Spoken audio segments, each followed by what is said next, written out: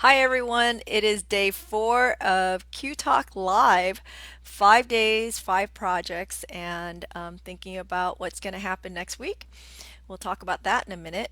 Hi to everyone who's out there from across borders, across state lines, and we are in what was sunny Ohio this morning. Actually went out on a hike and tried to enjoy the weather a little bit, but the clouds have moved in and it's now cloudy again, Ohio. Anyway, so just wanted to take a minute to talk about the project today. We are doing the Quartet project. Let's see if we can see that. There we are. So we're using jump rings. All the projects are going to be, for this week anyway, are going to be for, or a complementary to the book. So if you haven't picked up the book yet, I put up links. We're getting a little bit more smart about putting up links. So we have links on this page of the tools that we're using that you might be interested in, and the book if you haven't purchased that yet. If you order it from, of course, the Urban Beater website, um, I'll sign it. If I know you, I will sign it the way I want to sign it. Anyway, okay, so that's just a little FYI there. If you're looking for written instructions to the project, they are also available. There's a link there for you, and you can get a downloadable of the written project if you want to add it to the video here. All the videos will remain here on the Q Talk web or Q Talk Facebook page. I haven't decided how long yet, but I'm thinking indefinitely. So we'll see. We've been talking a lot about the platform that we're using, whether it's here on Facebook or maybe Zoom or I think it's Twitch, somebody mentioned. Um, honestly, this was really done by, where I was just flying by the seat of my pants. It just sort of got thrown out there, and we've been doing it. Um, I haven't even had time to look at any other options, but that's going to be my job this week is to look at other options. If you have some input and something that you find hard about doing one of those other two formats, do let me know. So that would be helpful for me if you just shared some of that information. So, a quick update about the saga of the webcam. It is official. I'm on webcam number 8. Sort of. So, as you sort of know, webcam number 7, that's the one I'm looking at, was purchased on Let Go by a squirrely guy somewhere in Akron. And so he didn't know what the model number was or anything like that. We bought it blind. And I had also ordered several from Office Max and was waiting for it to come in. So, of course, one of the ones I ordered is the exact same webcam I already own, or the one that I bought from Let Go. So, oh well, number 8 went out the door. Number 9, because of course we had to have a plan B to number 8, was, well, it looks like it is to be determined as far as the shipping date. They really don't have an honest shipping date on that, except maybe in 14 days. But I think by then you guys are going to get used to this webcam anyway, and we're going with it. So that's a scoop. And the mission control here is because the mic on the webcam doesn't work really well, and this is the only mic could get my hands on. I already owned it, and there's no buying anything out there, as I'm sure you know. Anyway, so that's the bit of information I have out there. Okay, that said, back to the project. So we're doing the Quartet Bracelet. Okay, it's a fairly simple project, and but you can do so much with jump rings and wire that people don't even think about it. And what's nice about this project too is you can make little dangle earrings out of them and use the components for other things. Why not? And if you get really creative with it, look, oops, you can make a ring out of it. Just stack a whole bunch of these things up. You'll drive yourself crazy, but you can do it. It's a soldering challenge, and we're all in for challenges these days, right? What else are you going to do at home? So what you'll need is you will need today 5 millimeter 19 gauge jump rings is what we're using, and you'll need some fine silver wire. It really doesn't matter the gauge on the wire because we're just making granules for to put on top of the jump rings to make it look sort of like a flower. And then you're going to need some wire for the clasp. I don't know if you can see that. Okay, so the clasp is going to be 16 gauge wire for the S. And you really want to use sterling silver there, okay? And then you have 18 gauge for the coil, and then for the little balls we're using fine silver. The reason why we're using fine silver there is because it makes a prettier ball. If you use sterling silver to make your granules, it looks a bit like raisins. It sort of doesn't look shiny and pretty, so that's why we're using fine silver wire. Okay, let's see. Oh, and for your catch, I forgot, you're going to need an 8mm jump ring. 18mm, 18 gauge is nice for that.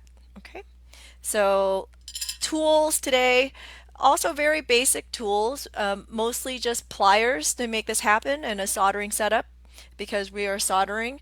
A bench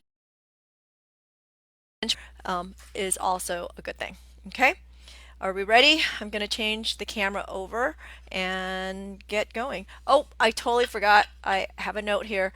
I had a question yesterday that I didn't answer, and I want to point out to you guys, as much as my producer, who's actually in my ear, Andy, upstairs watching this, he's relaying all your questions to me in my ear, but sometimes I get ahead of myself and I forget to answer the question, so I apologize for that. But also, please be patient because there's a lag. Everything I'm saying is coming to you 20 seconds after I'm saying it. So, and if you think there's a weird lull in what I'm doing, it's because there's a lag. And I don't know if it's your connection or my connection or what, but between your connection and my connection, it's a long amount of time. And a lot of people don't think that 20 millimeters, or I'm sorry, 20 seconds is a long time.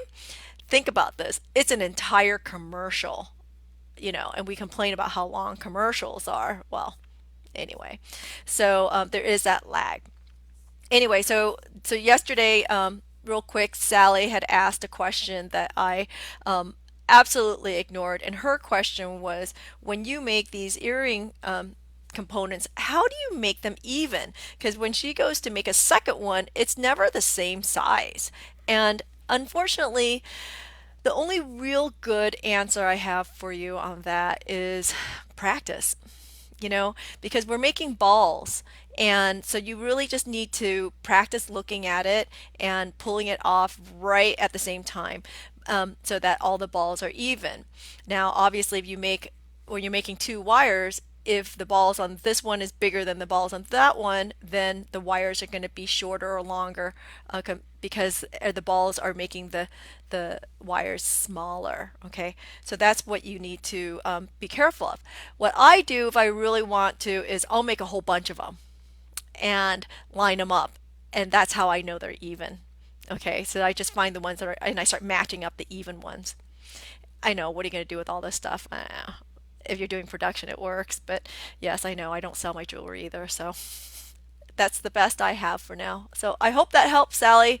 Okay, down to the project. All right, I'm going to move the camera. Slightly different position today. Oops. And there we are. Okay, so let's start with the clasp. So the clasp is going to take, oops, still not liking that position. Hold on. The clasp is going to take 16 gauge wire. So we're going to start with the S on the back. Do you see that? So there's an S back here. Okay. And the coil sits on top of the S for the decorative aspect of it. So for the S, we're going to use 2 inches of wire.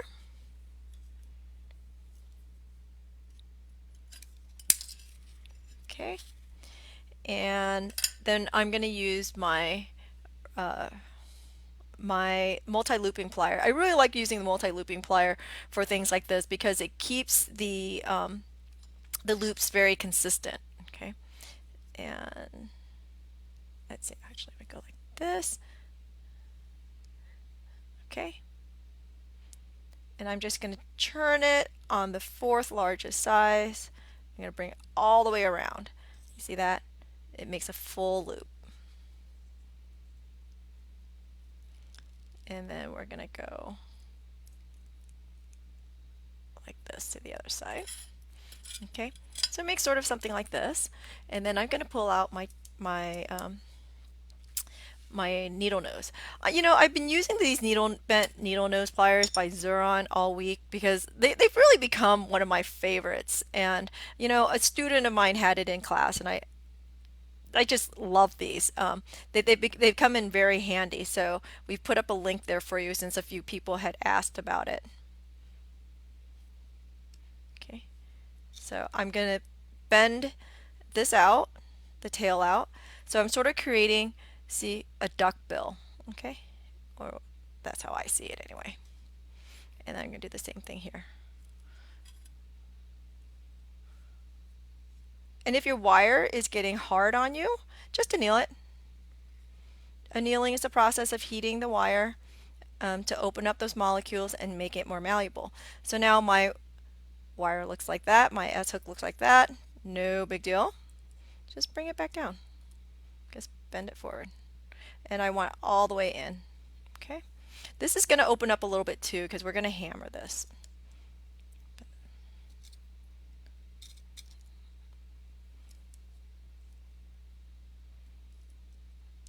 Okay, so we'll bring that in and bring that one in. Good? Okay, so now what we're going to do is we're going to hammer the shoulders a little bit to make that rigid. Okay?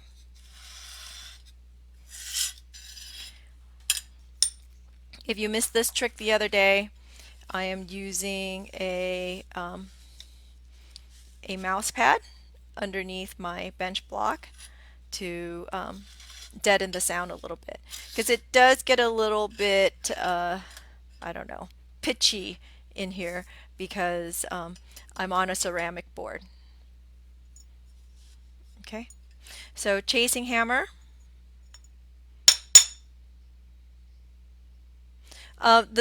If you're not seeing the links, it's actually in the you see, I don't know if you see the description here on the video above the comments. That's where the links are. Okay, turn it over, do the other side. So you see how it's opening up already? And you don't want to get crazy with hammering this because you don't want to create any weak spots. And notice when I'm hammering, okay, I'm hammering flat. I'm not hammering at an angle because if I hammered at an angle, you'll see it creates weak spots. You see that the little dinks in there?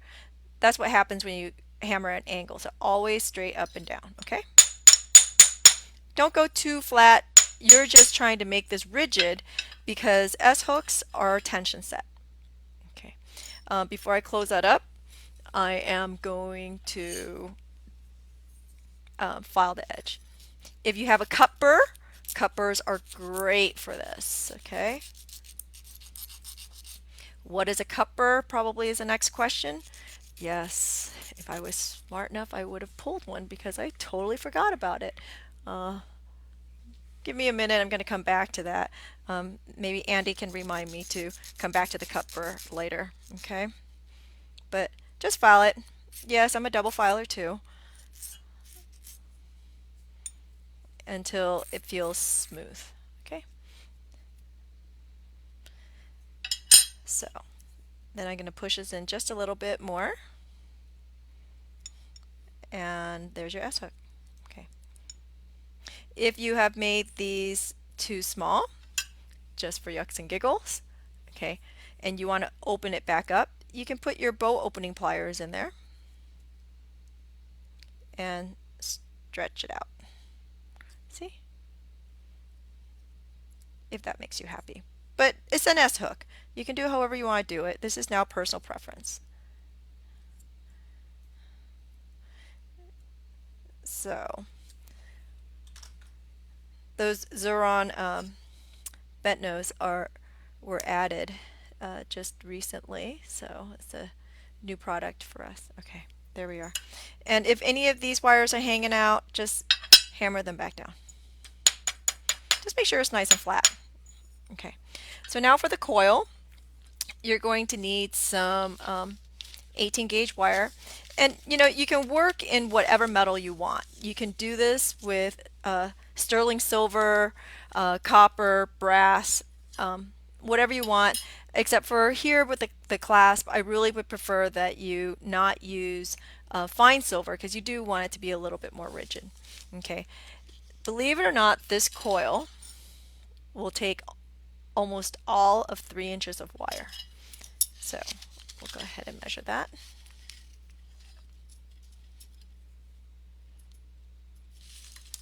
It's not a crazy calculation on there, just close is good enough. And see my hand position? It's facing up. When I'm making anything round with my round nose, my palm is always facing up, okay? So I never start here. I always start here because I get a full churn out of it. Okay, so here we go. Tightest, smallest little churn. I like my coils to be really tight, so I'm just going to churn it all the way. You see that? Okay, and then I'm just going to take out a needle nose, but since the bent nose is really close, I'm just going to tighten that coil. See? Tighten that up, and then I'm going to bend it over. And do you see how where my fingers are?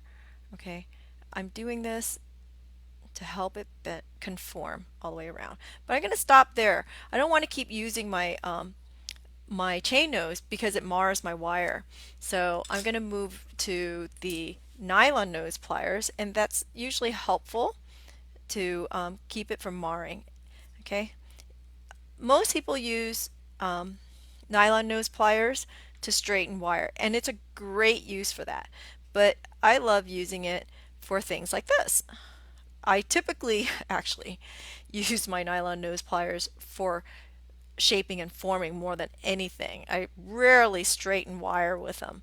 And another thing that you should know too is buying the cheap ones. Okay, you guys have all met me. You know I'm a conservationist and I don't believe in disposable anything. So if you buy a cheap one, you can't get replacement parts. And if you just pay a couple extra dollars, you can get the ones that you can replace the heads. So once these heads are completely mucked up, you can take them apart and just replace the heads for a few dollars instead of buying a whole new pair. So even though you go with the cheap ones, in the end it's not so cheap when you have to replace the entire pair of pliers and pay for it all over again. And then the landfill thing. Okay, so notice how I'm just working it all the way down like so. See how nice and tight that is? See, 3 inches of wire. Look at that. Yeah, it takes a lot of wire to do this. Who knew? And I'm going to take out my flush cutter again, and I'm going to cut it at an angle. You see that angle? So that I can bring it around. So it's a little bit, it conforms to the coil. Okay. There we go. Just help it bend in a little bit.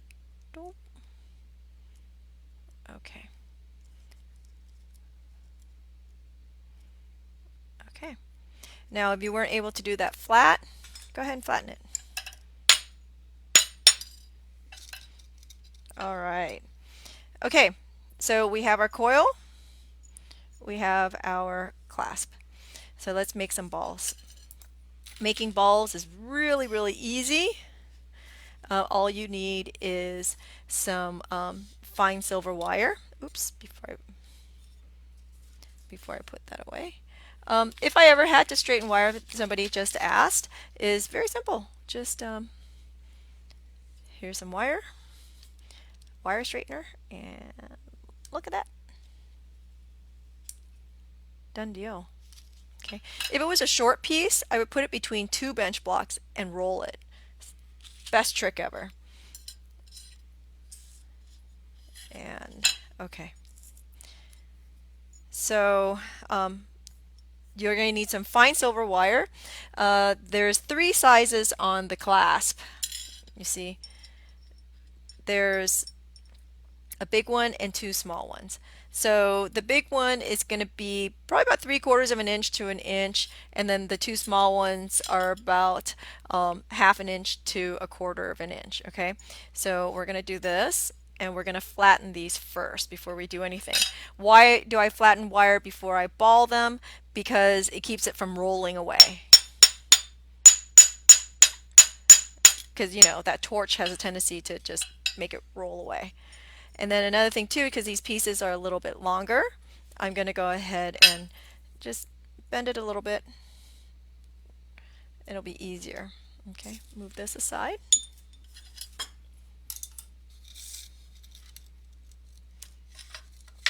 So I've moved the camera out a little bit today, so maybe it won't be um, melting anything. That's a big fat maybe. Okay, and I'm using a magnesia block today. Of course, you can use charcoal. Charcoal is a good thing. The only thing I don't like about charcoal is it's expensive, and you guys know I'm cheap. It's about twice the price of magnesia, and it lasts about half the time. It deteriorates a lot faster. So you can see this 1, 2, 3 pieces. So the nice thing about magnesia blocks too, I mean, I've literally had this for years now and I'm still going with it. So the nice thing about magnesia blocks too is that it keeps it from rolling away, and it's you can dig into it. So if you need to pin something, you can totally pin into it, and there's no heat sink, unlike a soldering board where there is a bit of heat sink. So make sure that you have your fire tweezers in hand, and we're just going to make a ball.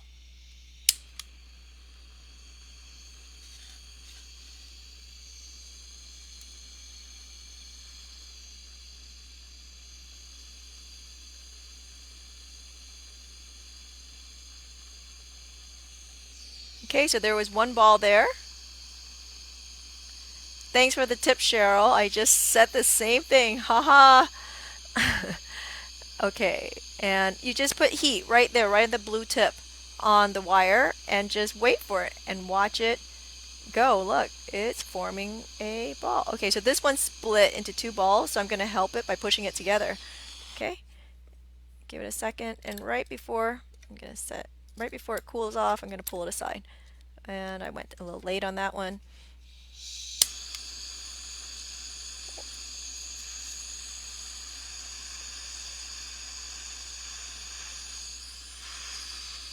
And then I'm going to go ahead and do the other one here.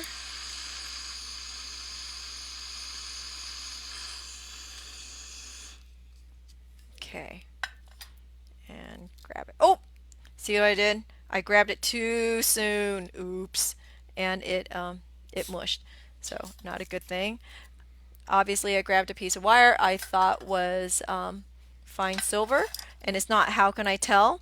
You see the difference between the colors? So I grabbed sterling wire, but that's okay because look, I came prepared. There's another one. Okay, so quench these, set them aside, and then pickle as needed. And it looks like here I did another sterling silver piece of wire. So yeah, I'm working off of my scrap, you know, because why not? If you have any of the block on the bottom, just swirl it around your fingers or on some sandpaper, and that will clean that block right off. Okay, so here,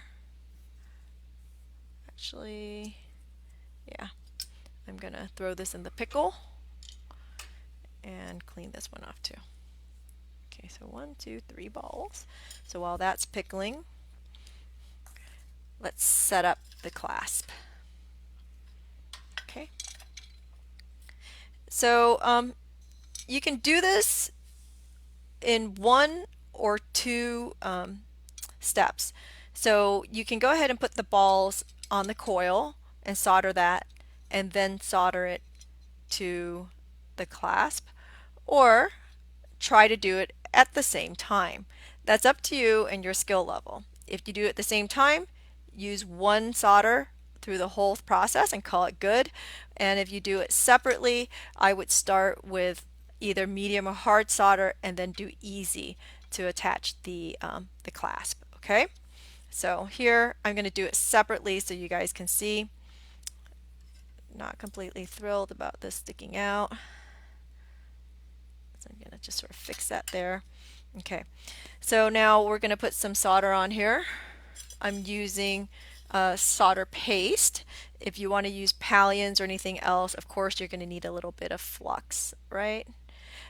A couple things. I don't want this coil to come loose, so I'm just going to put a tiny little bit right on the edge. Can you guys see that? Okay, just to ensure that this is going to seal up. And then if you had looked at the instruction sheet there, I put tweezers on the list for tools. When you're working with these little parts, tweezers are your friend. Okay, so that's what the tweezers are for.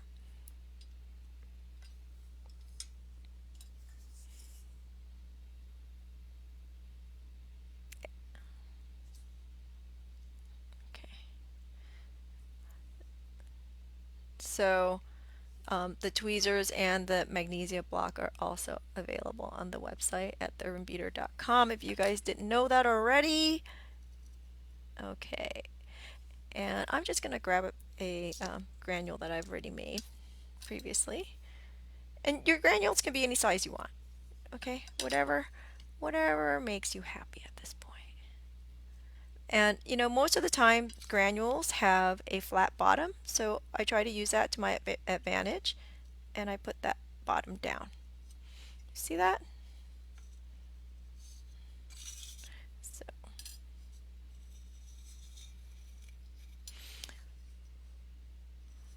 okay, so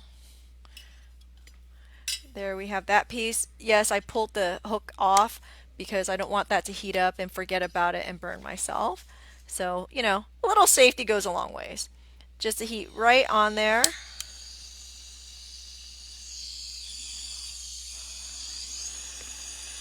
And heat the whole thing until the solder flows. Hard to see when the solder is sitting on the bottom, but after some experience, you'll figure it out. You'll see it. You'll start seeing it. You go too far, of course it'll fuse, but we're not going to talk about that, right? Okay, quench, and we're going to throw this in the pickle. That's off camera, of course. So just to let you know, while we're pickling, if you're in the Washington, D.C. area, Virginia, Maryland there, we still are planning on doing these classes at Stars Beads at the end of April as of right now. Who knows where this is going to go? Hopefully it will all end sooner than later, and but we do also have a makeup date, which is the weekend after, putting us into May. So fingers crossed that everything is going to be expedient with this whole process that we're under, that the whole world is under. So I hope you guys are well out there and you know, keeping it together, because I know, not fun for everybody. But we're having fun, right? We're doing this. Okay, there it is. Okay, pickled. I dried it off, and so now we're going to put solder. I'm not going to put solder on here. I'm going to put solder on here to be mindful of where my solder is, because I am only going to solder in the middle. I don't want to solder these parts at all because you have to leave it as an opening because it's a clasp, right? You got to have an opening somewhere. Okay, so take out a little solder. And again, if you're doing silver, we're going to do easy solder here. Okay, regarding copper solder, why don't we have levels for copper solder? Anybody? Anybody? because copper solder self-levels, which means that every time you go to heat it, it will be harder to flow. So you don't have to worry about that. You see how much solder I put on there? Not too much, but I just put it in that space there. So if you notice, I've been using a dressmaker's pin. You can use a toothpick, you can use a piece of wire, you can use a paper clip. I don't like to use the what you call it, the syringe top that they have, because because it clogs up, and for me that's just wasteful. Okay, so I'm gonna put this right on top, and remember, you got to heat the whole thing, not just from the top. Okay, you got to heat the whole entire thing, because everybody's got to get happy hot, not just the pieces on top, or else the solder will not flow where you want it to. Okay, this is really tricky here. How do you know that it has flowed? Well, this is sort of where experience comes in a little bit, but I see that things are flowing on top, which means for sure it's flowing underneath. Now, because I'm using copper solder, here's another tip. You have to let it sit for a second. Just take a deep breath. It just needs to set. Unlike silver solder, where as soon as you take the heat off, it has set. So I just quenched it there, and you can see it's attached. We're going to throw it in the pickle and move on.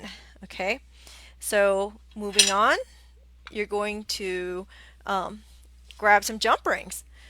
Now this project is going to take you a little time. There's a lot of jump rings with this project, and if you're looking, I'm sorry, what was the question again?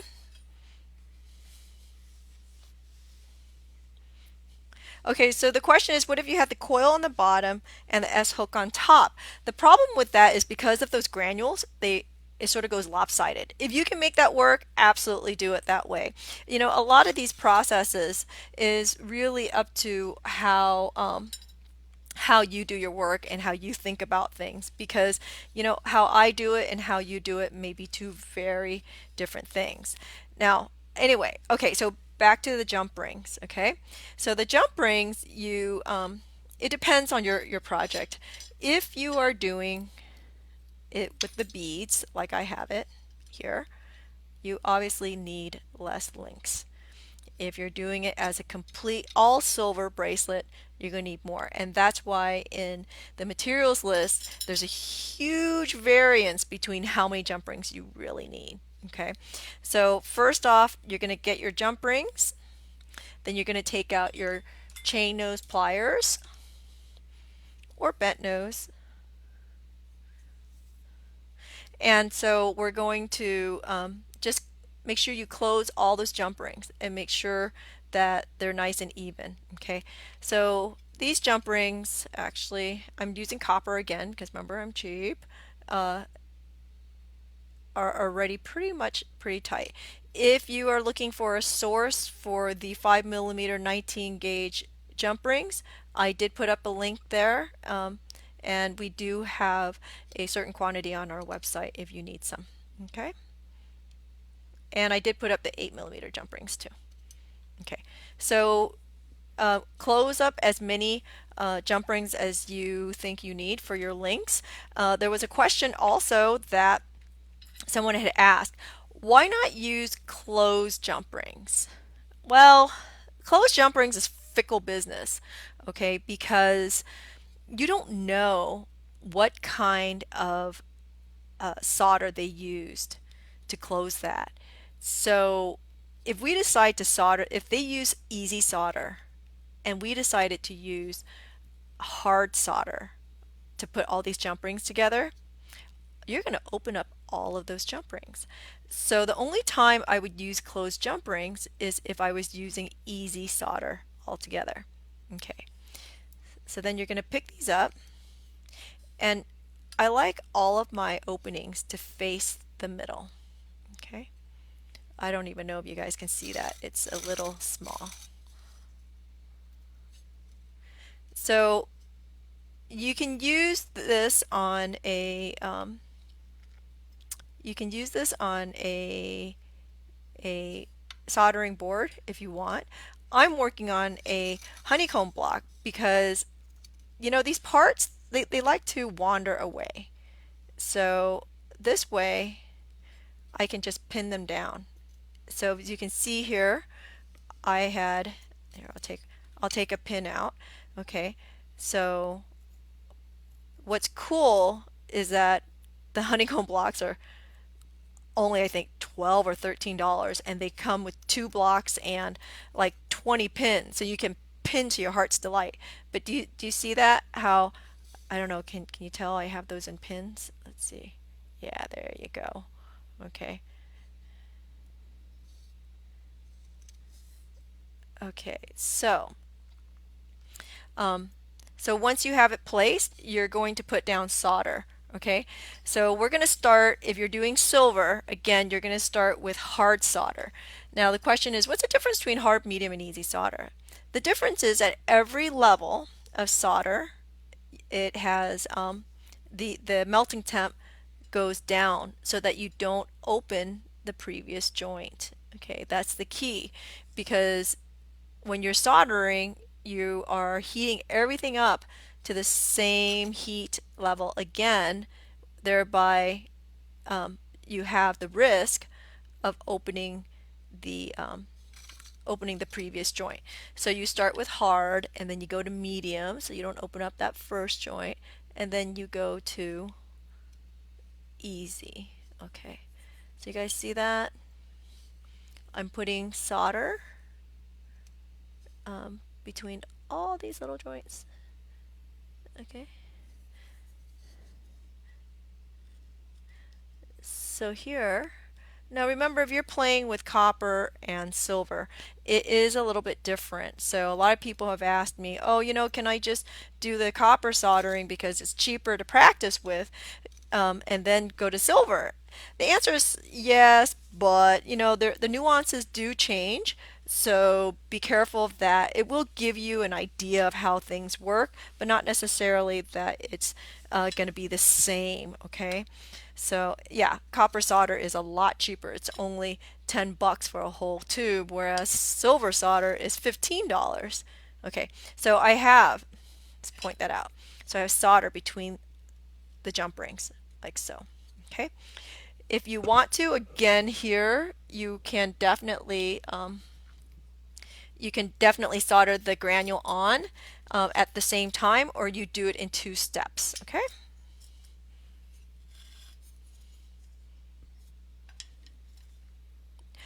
No, the pins. The question is, do the pins act as heat sinks?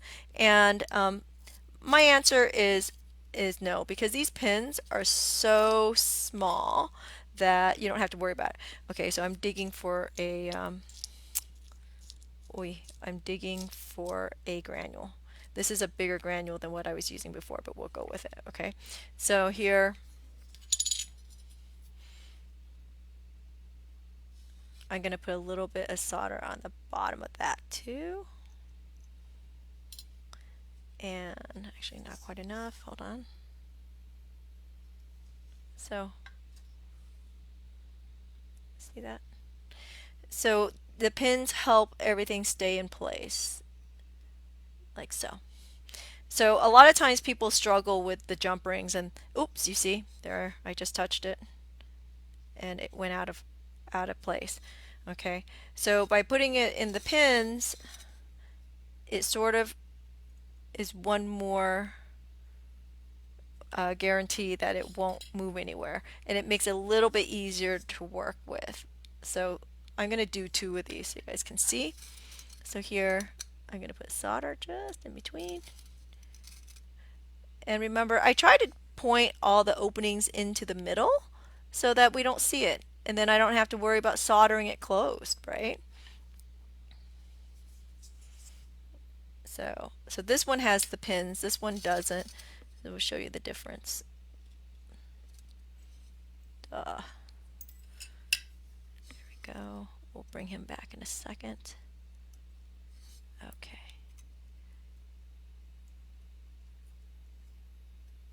And if you don't get it to the middle, at least get it to the side where you're soldering, and then that would guarantee that the you solder those jump rings closed. So unless you're using easy solder for your process, I would not be using closed jump rings. Okay, so now that that's on, I'm just going to put a pin in there. And I'm going to do this one in 2 steps. I'm going to do that one in 1 step. Just to show you how good I am. Ha. Okay. Good amount of heat. Make sure you keep your fire tweezers in hand and heat it. There you go. That one's done, and then I'm going to go right into the next one and keep moving it around until I see that it no longer looks like sand, because I'm using solder paste. So that's a lot of indication. Even though it flows, it still has to look smooth and like liquid silver. That's a quench. You see that? Did you see that? Okay. And throw that in pickle. Do not touch these pins, okay? They're hot, and because they're steel, they have a tendency not to stick, which is great for us. So you can see, again, there it is. Quench that. It's on, and throw it over there into the side. I'm going to look for another granule. You know, it's funny, I had a granule here earlier. It's moved away. You guys following along? It's all making sense so far, so good, right? Okay, so here's a granule. Okay, so we'll pull the other one out and be mindful of your pins. I'm gonna go ahead and dip it in, quench it in water here, just because I don't want to forget that they're hot. So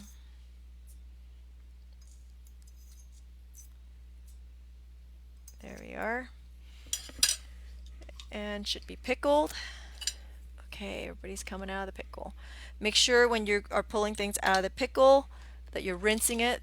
I do have a rinse bowl sitting off to the side here that is getting dirty and dirtier as we go along the week because I haven't cleaned it. And I'm pulling out my clasp too while I'm at it.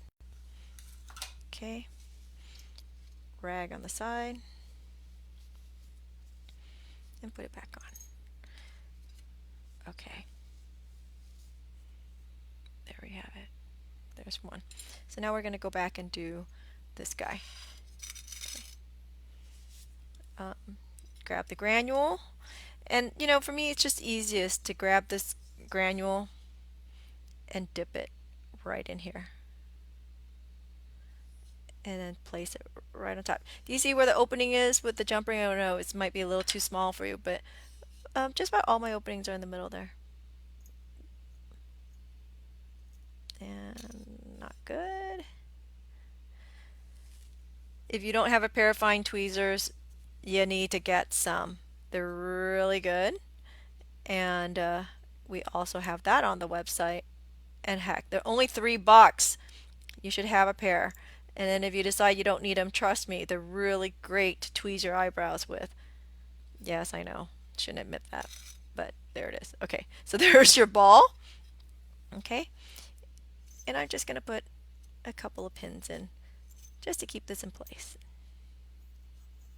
so it doesn't go anywhere on me. Okay, heat it. And that would have been easy solder if you're using silver. And that's it. So the question is, can you sweat solder? Yes, absolutely. This is more or less sweat soldering if you're using chips. Quench that, throw it in the pickle. Okay, so while that's pickling, let's go back to this. Okay, I'm setting this aside and I'm gonna pull out I like using the the mouse pad because it's a nice surface and it's not abrasive, which is good. And so here we're going to clean this up. You can clean it up with a brass brush if you'd like, or steel wool. Okay, whichever makes you happy is fine. You can see here we are, day 4, and the steel wool is quickly deteriorating from where it was a few days ago. That's okay. Remember, okay, if you steel wool anything, do not put it back in pickle. The pickle doesn't like this stuff, and then you're going to start plating everything with copper. I feel a slightly sharp edge here from that coil. I wasn't really great about it. Well, if that's a case for you too, just go in and file it. And maybe a little sandpaper. Okay?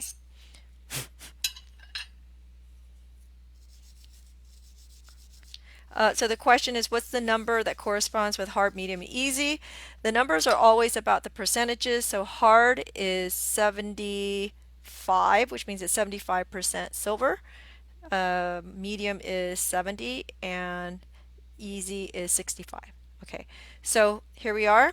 If you want to patina this, okay, let's throw it in. So I have a jar of liver sulfur. I know it looks sort of gross. It smells even worse here.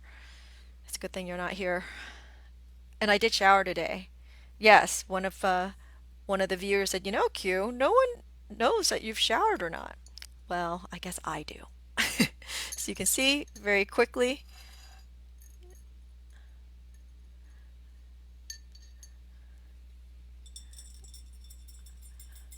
Okay, I didn't hear your question, Andy.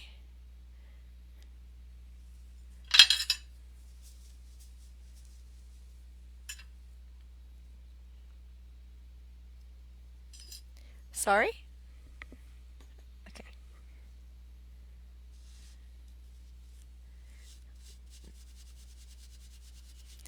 So, Andy was reminding me of a side comment I had made earlier this week that maybe Fridays should be pajama Fridays, you know.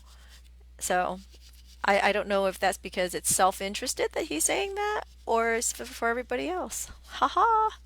Anyway, so yes, probably tomorrow. I've put on makeup and I've dressed every day this week, which is very unusual for me when I'm home. So maybe tomorrow we'll just have to put on our pajamas or leave our pajamas on. But anyway, okay. So there we are. It's patinaed. You can definitely do this with silver.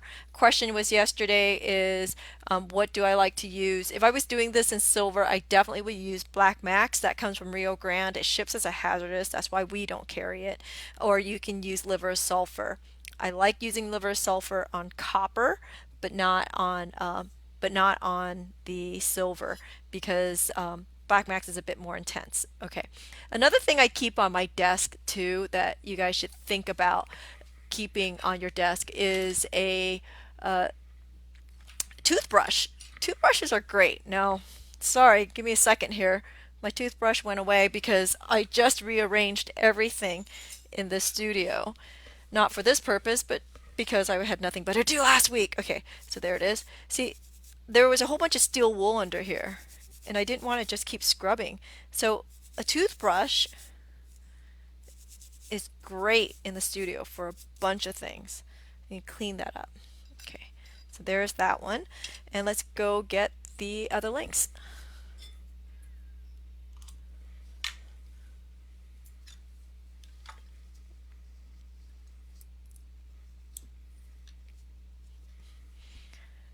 So I guess since you guys are all about the pajamas, we should all send in pictures of ourselves in our pajamas, right?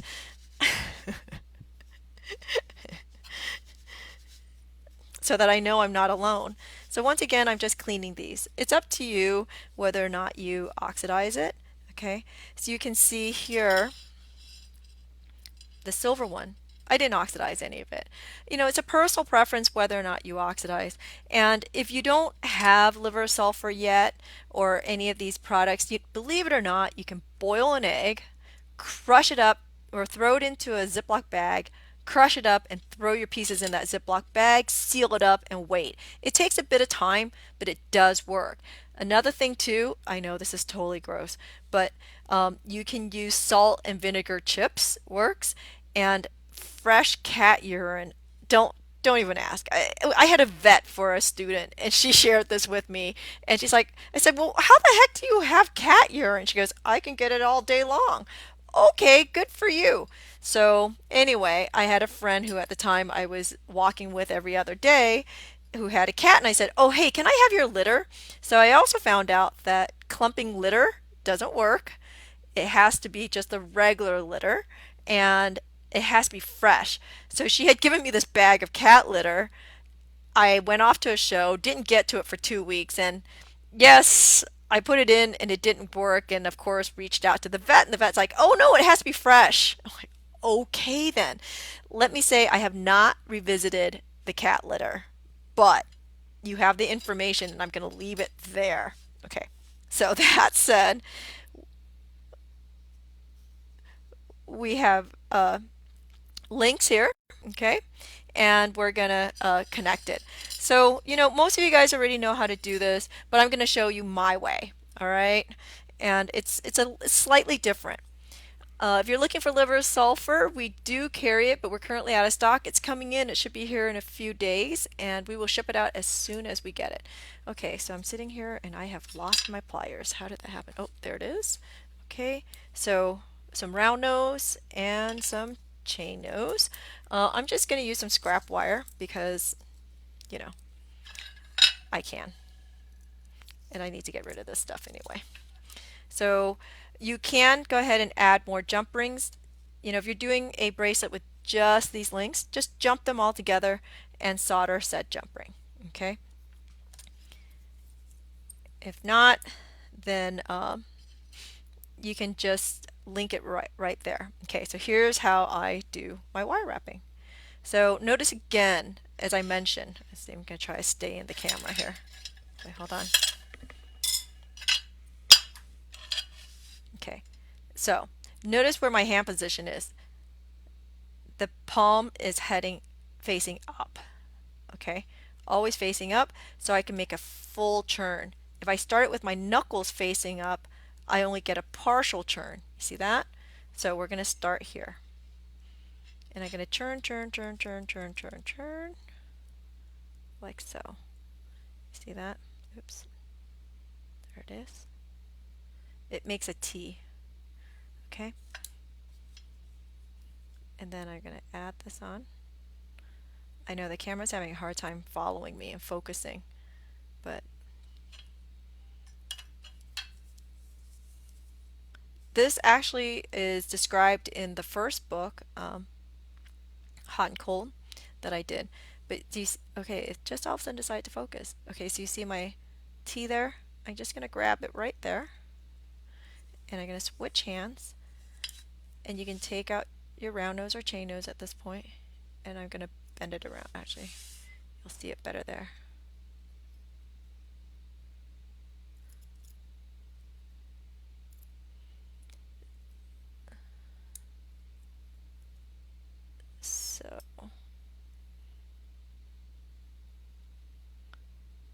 So if you haven't gotten the first book yet, get it while you can because we are getting ready to discontinue it along with the publisher. And I'm just going to bend the wire around. So notice I just went around that base wire, okay? And if there's a tail, just snip it off. Add your bead. See that? Add your bead. And do it again. So once again, about a 1/4 inch above the bead, I'm going to bend towards me, and I'm going to turn that to the side. Do you see that? Just like so. And then I'm going to slip the link on. Okay. And again, there's that T. Hold on to that T across the loop. grab the wire and just pull tight around that base wire. And it's okay if it bends, you can just bend it back. Okay. Don't overwork the wires because it'll break just like a twist tie. I'm using 24 gauge wire. You can use 22 gauge if you're comfortable with that. I would definitely never ever use 26 when I'm making a chain. Like so. Okay. So you're going to keep going to get your length. And at one end, you're going to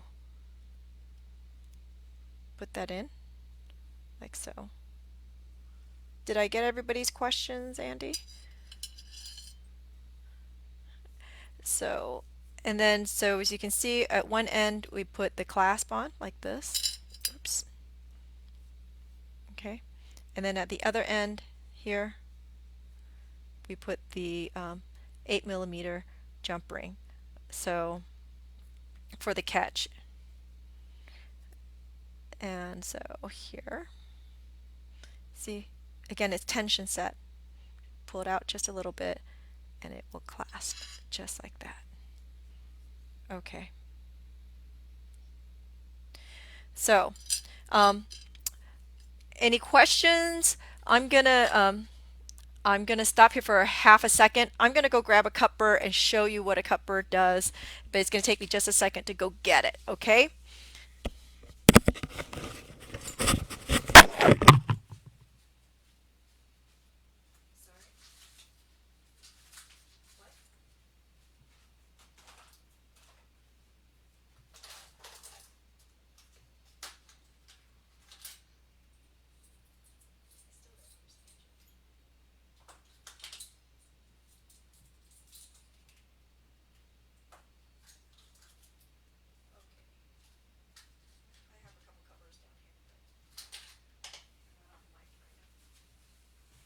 Okay, don't go away. I'm still, of course, I can't find a single cup burr in this place.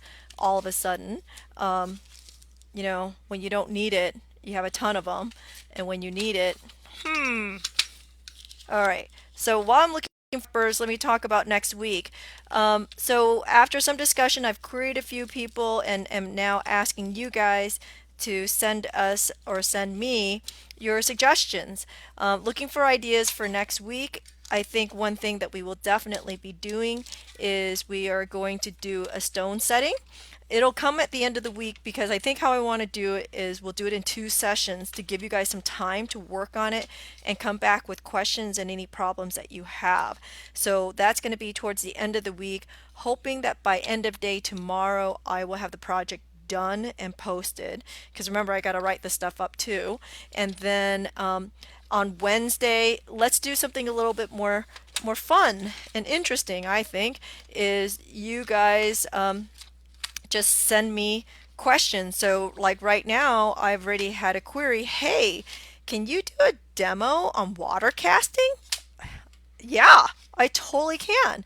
I think that's going to be a lot of fun. I just have to figure out how to videotape it. That's my challenge right now is, you know, I'm not a real studio here per se, or a video studio, and I don't need to catch things on fire while I'm trying to show you guys something. Right? It's probably not a good idea.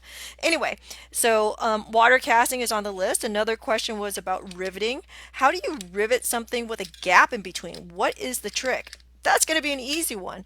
So if you guys have some ideas, I would love, love, love to hear from you. You can contact me directly through the Q Talk page or email me, whatever. However you want to get to me. If you happen to have my text me so that I can put together a list, because I really have to figure out what is the best way to shoot this without torching my whole studio while I'm at it, because you know it's a thing. It's a total thing. Okay, so I talk about a cup burr. I usually have 3 or 4 running around, except today. Can't find the cup burr. So, sorry guys. I will look for the cup burr and show you guys tomorrow. It's last minute, you know. I'm still trying to figure this thing out. So, okay. Any other questions? I think I got everything. Let's see. Let's look on the list. I think I got Sally's questions, water casting, riveting, demo day. Oh, and there I'll do so at least two next week has already been figured out. So the request of doing an interesting stone setting, okay, by maybe even by tomorrow for sure I'll have it together. Maybe end of day today. We'll see. Wednesday for sure is going to be a demo day. So you guys ask questions and even I mean let's try to be prepared for it. But last minute's okay too. Let's see what I can do. Just bear with me. And Monday, let's do another easy project that goes along with the book. And then Tuesday, Thursday, I don't know. I might need a nap. I discussed yesterday. I'm tired. I can't believe how much work this is. Like, I totally didn't expect this. I was a little bit overwhelmed yesterday. I know it's hard for you guys to believe this, but I was a little overwhelmed yesterday going, oh, wow, I have two more. So tomorrow is the ribbon bracelet. Let's see, do I have it anywhere near? Okay, yeah. So tomorrow is the ribbon bracelet, and I like it. I think it's fun. Um, I'll post a picture, a real picture later, but I've already posted a picture before. And there are tricks. I don't know if you figured it out, but pretty much there's a little trick to every single one of these projects. It's not as straightforward as you think. The stinking bracelet, you say it's a bunch of S's or a bunch of figure eights. Yeah, it took me 3 tries to get this thing to lay right. 3. So you're gonna want to tune in. Anyway, so I got the note, Michelle. I hear you out there. I'm gonna add that to my list too. Ball riveting for Wednesday. Again, throw me a bunch of it. We're flying by the seat of our pants. Pajama day tomorrow. I want pictures, people. I want pictures. I'm not doing this alone, right? We're all in this together. Think about doing something good out there. Thanks so much. I love you guys for tuning in. I can't believe you guys are still tuning in. This is great. Okay, have fun. Have a great day. The sun's coming out, but I'm going to stay in the studio. Have a good one. Bye.